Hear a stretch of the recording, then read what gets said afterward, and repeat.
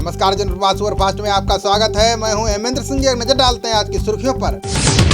CII के वार्षिक सत्र को संबोधित करते हुए बोले पीएम मोदी का पटरी पर जरूर लौटेगी भारत की अर्थव्यवस्था। पीएम बोले वायरस से लड़ने के साथ इकोनॉमी का भी ध्यान रखना जरूरी। इसी कड़ी में भारत लॉकडाउन छोड़कर अनलॉक 1 की तरफ बढ़ा। भारत और ऑस्ट्रेलिया के बीच रक्षा क्षेत्र में हो सकता है ऐतिहासिक करार। सैन्य बेसों का इस्तेमाल करने पर दोनों देशों के बीच बनी सहमति। पीएम मोदी और स्कॉट मॉरिसन के बीच होगी ऑनलाइन शिखर वार्ता। कोरोना से निपटने के उपायों पर भी दोनों राष्ट्र अध्यक्ष करेंगे चर्चा। राज्यसभा की सीटों को लेकर निर्वाचन आयोग ने किया ऐलान का देश में खाली 18 सीटों पर 19 जून को होगा मतदान। आंध्रा गुजरात की 4-4 और राजस्थान MP की 3-3 सीटें हैं खाली। झारखंड में 2 और मणिपुर मेघालय में 1-1 सीट पर होगा चुनाव। मानसून सत्र को लेकर लोकसभा और राज्यसभा के अध्यक्षों की बैठक। संसद की दोनों सदनों की कार्यवाही के लिए ई-संसद पर हुई चर्चा। गृह मंत्रालय की संसदीय मामलों की कमेटी की बैठक हुई रद्द। लॉकडाउन के चलते टाली गई 3 जून को होने वाली मीटिंग। संविधान से इंडिया शब्द हटाकर भारत करने की उठाई मांग। याचिका पर सुप्रीम कोर्ट में आज होगी सुनवाई। याचिकाकर्ता ने कहा, इंडिया शब्द से गुलामी का होता है एहसास। भारत या हिंदुस्तान हमारी राष्ट्रीयता के प्रति पैदा करते हैं गौरव। लद्दाख के पास सीमा से 10 किलोमीटर दूर चीनी विमानों ने भरी उड़ान। भारत बोला, चीन की गतिविधियों पर रखी जा रही है पैनी नजर। भारत चीन के बीच तनाव खत्म करने के लिए आज फिर होगी बातचीत। सोमवार को आर्मी कमांडर्स की बैठक के फैसले को नहीं माना चीन। ड्रैगन बोला, सीमा पर भारत और चीन के बीच स्थिर हैं हालात। दोनों देश बातचीत और परामर्श से निकाल लेंगे मसले का हल। अमेरिका के विदेश मंत्री माइक पोम्पियो ने की चीन की आलोचना। का भारत के LAC के पास पहुंच गई है चीनी सेना। महाराष्ट्र और गुजरात में चक्रवाती तूफान निसर्ग ने दी दस्तक। मुंबई और आसपास के जिलों में हाई अलर्ट जारी। गृह मंत्री अमित शाह ने CM ठाकरे के साथ की वीडियो कॉन्फ्रेंसिंग। NDRF ने प्रभावित इलाकों में 9 बचाव दलों को किया तैनात।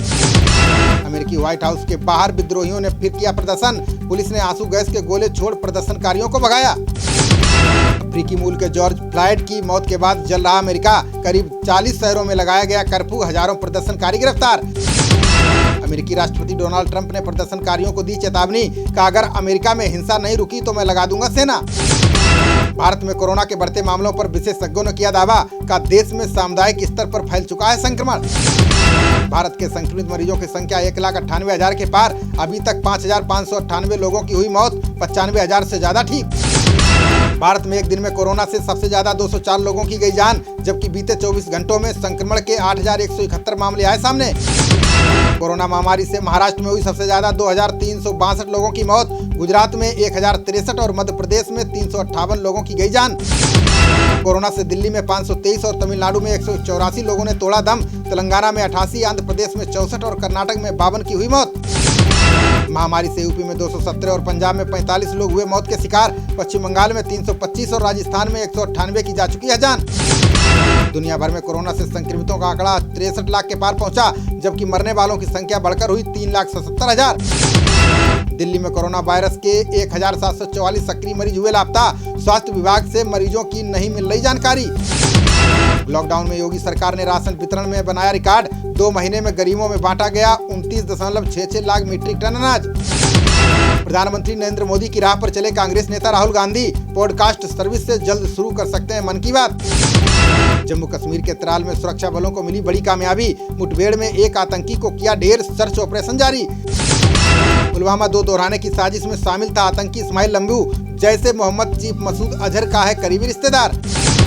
भारत में पकड़े गए दोनों जासूसों को पाकिस्तान भेजा गया वापस। दोनों पर ISI के लिए काम करने का लगा है आरोप। पाकिस्तानी जासूस की रेलवे में घुसपैठ करने की थी कोशिश। सैन्य उपकरणों और जवानों की आवाजाही पर रख रहा था नजर। लॉकडाउन के बीच सुप्रीम कोर्ट की बेंच पहली बार हुई पेपरलेस। जजों ने सुनवाई के दौरान पेपर की जगह इस्तेमाल किया लैपटॉप। दिल्ली NCR के बीच तेज हुई कोरोना महामारी की लड़ाई। CM केजरीवाल ने 7 दिन के लिए सील की दिल्ली की सीमाएं। दिल्ली बॉर्डर सील करने पर बीजेपी और कांग्रेस ने बोला हमला। का CM केजरीवाल को खोलना चाहिए दिल्ली की सभी सीमाएं। शिवसेना की राजस्थान शाखा ने CM गहलोत को लिखा पत्र। कहा, जान है तो जहान है, इसीलिए छात्रों को कर दीजिए पास। बागपत में आटा तौलने के विवाद में 3 लोगों की गई जान। फायरिंग में बीजेपी नेता पद्म कश्यप का बेटा भी हुआ शिकार। लॉकडाउन संकट के बीच CNG कार वालों को लगा झटका। केंद्र सरकार ने दिल्ली NCR में 1 रुपए महंगे की CNG। रूस के राष्ट्रपति पुतिन का एक बार फिर से बढ़ सकता है कार्यकाल। जुलाई में आम जनता के बीच जनमत संग्रह से तय होगी ताजपोशी। यूपी कांग्रेस अध्यक्ष अजय लल्लू की जमानत याचिका हुई खारिज। लखनऊ की एमपी एमएलए कोर्ट ने अर्जी को किया नामंजूर। कांग्रेस बोली इलाहाबाद हाईकोर्ट में लगाएंगे जमानत की अर्जी। यूपी राजस्थान बॉर्डर पर पुलिस ने लल्लू को किया था गिरफ्तार। लॉकडाउन और कोरोना के बीच पंजाब सरकार ने महंगी की शराब, ब्रांड के आधार पर 2 से 50 रुपए तक बढ़ाए शराब के दाम। यूपी सरकार ने शराब की दुकानों के खुलने की बदली टाइमिंग, अब सुबह 10 बजे से रात 9 बजे तक खुलेंगी दुकानें। Rating agency Moody's investors service ने घटाई भारत की रेटिंग, कहा 4% तक गिर सकती है भारत की जीडीपी।